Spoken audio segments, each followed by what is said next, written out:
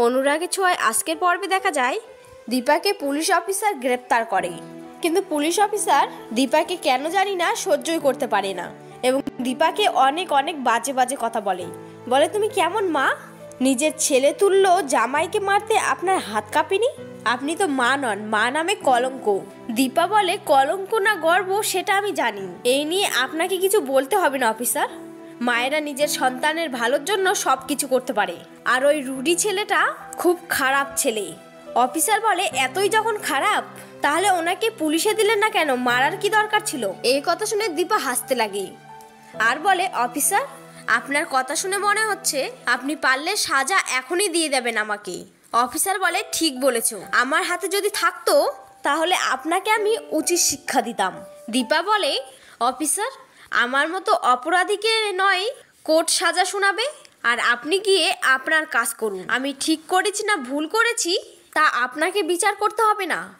অপরদিকে সোনাকে দেখা যায় সে এসবের জন্য রূপাকে খুব দোষী মনে করে আর বলে রূপা ওখানে ছিল কিন্তু সব কিছু দেখেছে, সে আটকায়নি কেন? রূপা আর মা মিলে আমাকে শেষ করে ফেললো। অপরদিকে সূর্য বলে সোনা, তুই এসবের জন্য সবাইকে দায়ী করিস না। রুডি কেমন ছেলে তুই সেটা জানিস। সোনা বলে কেমন ছেলে মানে? রুডি তো ভালো হয়ে গিয়েছিল, তুমিও মায়ের মতো কথা বলছো বাবা।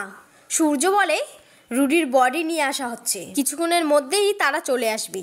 এই শুনে সোনা আরও কান্নায় ভেঙে পড়ে আর বলে এবার আমার কি হবে? আমার কপালটাই খারাপ, আমার মা আমার জীবনটা শেষ করে ফেললো, আমার মা আমার জীবনের অভিশপ্ত।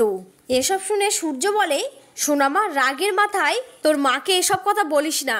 কাকিয়া বলে সূর্য তুই একটু চুপ কর, সোনার অবস্থাটা একবার দেখছিস না?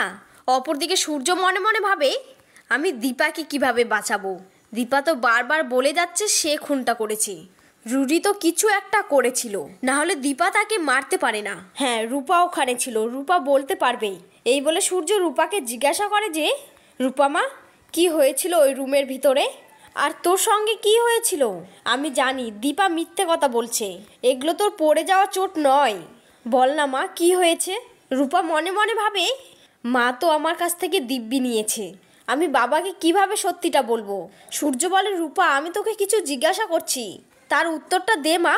রূপা বলে পারবো না বাবা, আমি বলতে পারবো না, মা যেটা বলেছে সেটাই সত্যি, তুমি মাকে ছাড়িয়ে আনো। বন্ধুরা, সূর্য কি পারবে রূপার কাছ থেকে সত্যিটা জানতে এবং দীপাকে ছাড়িয়ে আনতে? কমেন্টে তোমাদের রায় অবশ্যই জানাবে। খুব শীঘ্রই দেখা হচ্ছে আজকের পর্ব নিয়ে, ততক্ষণে আমার চ্যানেলে নতুন বন্ধু হয়ে থাকলে চ্যানেলটি অবশ্যই সাবস্ক্রাইব করে নিও।